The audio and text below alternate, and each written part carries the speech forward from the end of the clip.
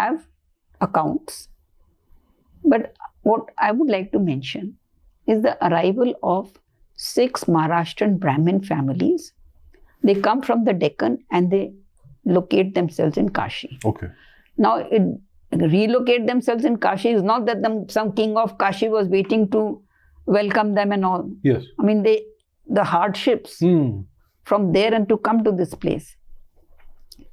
And they are so important in the civilizational history of the Hindus. Okay. So I'll mention only one family, that is the Bhatta family. Okay.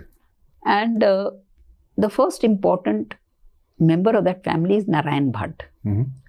Narayan Bhatt writes a text which has survived and come to us. Okay. It is called the Tristhali Setu.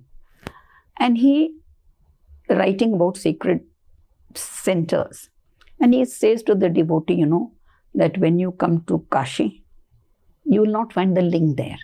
Okay.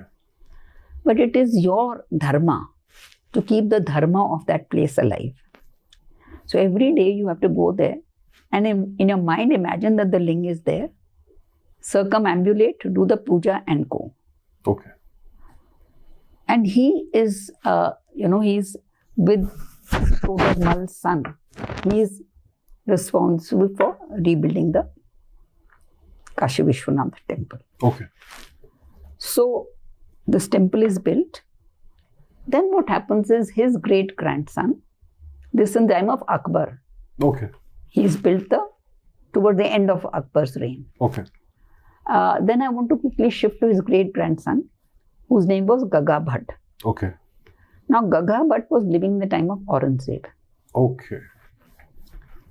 He's in Kashi when Shivaji escapes from Agra fort. Not from Agra fort, but from Jai Singh's son's palace. Okay. He had been imprisoned there. So he meets Gaga Bhatt, and it is said that these families, they helped him to reach back safely to the Deccan. Okay. Now after that, Gaga Bhatt goes to the Deccan because he wants to pray at his family temple of Mahabhavani. Okay. And from there he goes to meet Shivaji at Raigad. Okay. And he tells Shivaji, or Shivaji tells him, it's not very clear, that in the interests of Hinduvi Swaraj, it's important that you are coronated as king. Okay. Because you're not a king.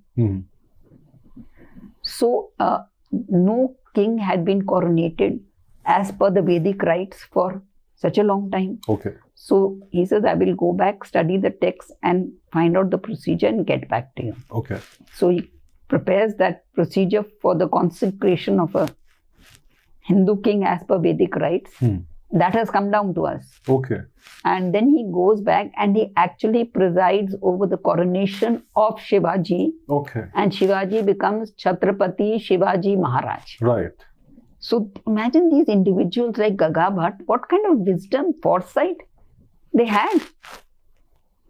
Then, when after Shivaji's death, when Shambhaji comes to the throne, he tells Gaga Bhatt, you please come for my thing also.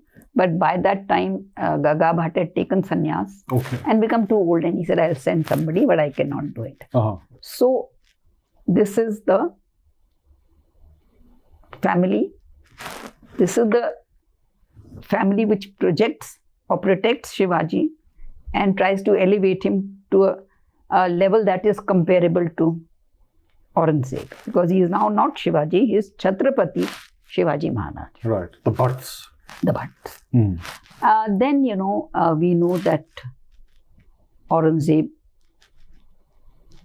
got the temple destroyed. That has also been recorded. But I just want to conclude by saying that, scholars like Professor Altekar, he was a professor of ancient Indian history at BHU. Okay. And in the 1930s, he wrote a book on Banaras. Okay. And at that time, the temple, everybody could enter the temple at will. So the Hindu used to go there regularly. And Altekar also went there. Okay. And he saw, and he said that according to my study, the temple that Narayan Bhatt and Todarmal built was on the site of another earlier temple, as in Ayodhya, Okay. which was destroyed. It was a temple built in the 14th, 15th century, but was destroyed by Sikandar Lodi. Okay. So